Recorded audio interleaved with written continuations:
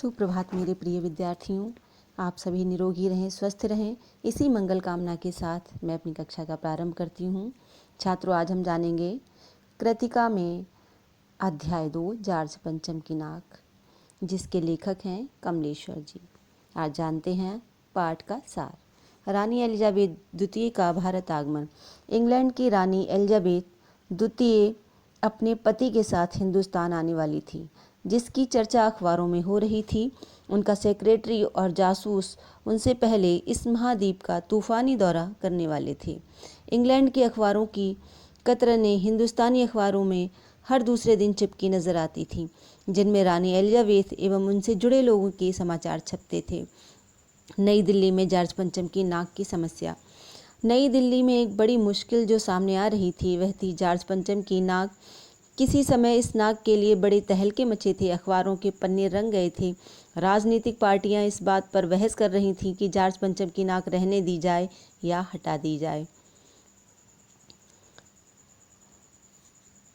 कुछ पक्ष में थे तो कुछ विरोध में थे। आंदोलन चल रहा था। जार्ज पंचम की नाक के लिए हथियारबंद पहरेदार तैनात कर दिए गए थे, किंतु एक दिन इंडिया गेट के सामने वाली जार्ज पंचम की लाट की नाक एकाएक गायब हो गई।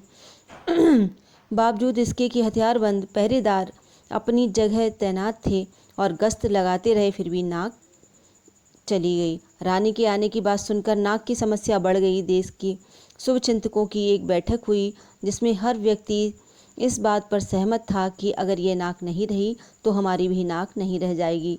इसलिए एक मूर्तिकार को फौरन दिल्ली बुलाकर मूर्ति की नाक लगाने का आदेश दिया गया।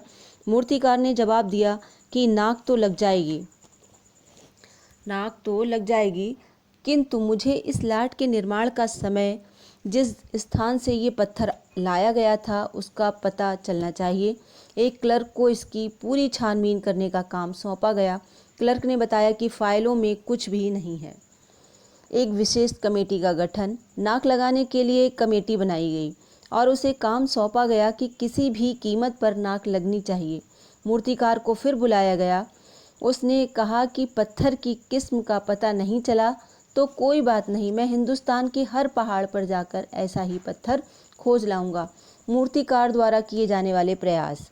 मूर्तिकार ने हिंदुस्तान के पहाड़ी प्रदेशों और पत्थरों की खानों के दौरे किए, किंतु असफल रहा। जब हिंदुस्तान में बाल डांस तक मिल जाते हैं तो पत्थर क्यों नहीं मिलेगा, ऐसा उसका सोचना था। मूर्तिकार ने इसका हल निकालते हुए कहा कि यदि ये बात अखबार वालों तक ना पहुँचे तो मैं बताना चाहूँगा कि हमारे देश में अपने नेताओं की मूर्तियाँ भी हैं। यदि आप लोग ठीक समझें तो जिस मूर्ति की नाक इस लाट पर ठीक बैठे उसे लगा दिया जाए। सभी को लगा कि ये समस्या का हल मिल गया है। मूर्तिकार फिर देश दौरे पर निकल पड़ा। उसने पूरे भारत का भ्रमण करके दादा भाई नौरोजी, गोखले, तिलक, शिवाजी, गांधी जी, सरदार पटेल, गुरुदेव, रविंद्रनाथ, सुभाष चंद्र बोस, राजा राम मोहन राय, चंद्रशेखर आजाद, मोतीलाल नेहरू, मदन मोहन मालवीय, लाला लाजपत राय, भगत सिंह आदि की लाटों को देखा, किंतु वे सब उससे बड़ी थीं।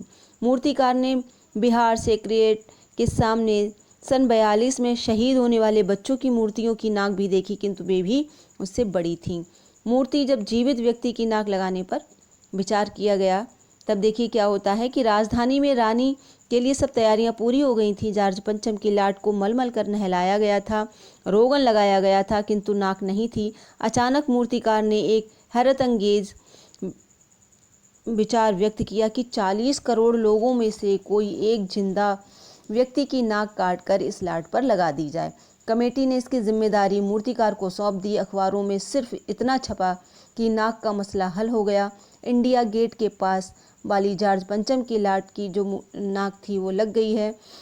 नाक लगने से पहले फिर हथियारबंद पहरेदारों की तैनाती हुई। मूर्ति के आसपास का तालाब सुखाकर साफ कर दिया गया और ताज़ा पानी डाल दिया गया कि मूर्ति को लगने वाली जिंदा नाक सूखने ना पाए। इस बात की खबर जनता को नहीं थी। ये सब तैयारियां भीतर भीतर चल रही थीं। रानी के आने का दिन नज़दीक आता जा रहा था। आखिर एक दिन जार्ज पंचम की नाक लग गई। समाचार पत्रों की भूमिका। अगले दिन अखबारों में जो खबरें छापी गईं कि जार्ज पंचम की लाट को जो नाक लगाई गई वह बिल्कुल असली जैसी दिखती है। उस दिन के अखबारों में एक बात और गौर करने की थी। उस दिन देश के कहीं भी किसी उद्घाटन की खबर नहीं थी, किसी ने कोई फीता नहीं काटा था, कोई सार्वजनिक सभा नहीं हुई थी, किसी का अभिनंदन नहीं हुआ था, कोई मान पत्र भेंट नहीं किया गया था, किसी हवाई अड्डे या स्टेशन पर स्वागत समारोह नहीं हुआ था, किसी का चित्र भी नहीं छपा था। तो छात्रों, ये तो था हमारा जॉर्ज पंचम की नाक जो एकांकी था उसका सार। हमारा यूटी का सिलेबस जो है वो हमने 3 अध्याय लिए हैं। पद्य भाग से लिया है सूरदास के पद, और गद्य से हैं 2 चैप्टर, नेताजी का चश्मा और बाल गोविंद भगत, जो कि गद्य खंड से हैं। व्याकरण का समावेश यूनिट टेस्ट फर्स्ट में नहीं किया गया है, वो अगले टेस्ट में किया जाएगा। तो छात्रों ध्यान से सुन लीजिए, यूटी का सिलेबस है पद्य भाग से सूरदास जिनके पद लिखे हुए हैं, और गद्य खंड से है नेताजी का चश्मा और बाल गोविंद भगत। तो छात्रों, आप अपनी तैयारी करें, स्वस्थ रहें, खुश रहें। अगली कक्षा में फिर मिलेंगे। आज के लिए धन्यवाद।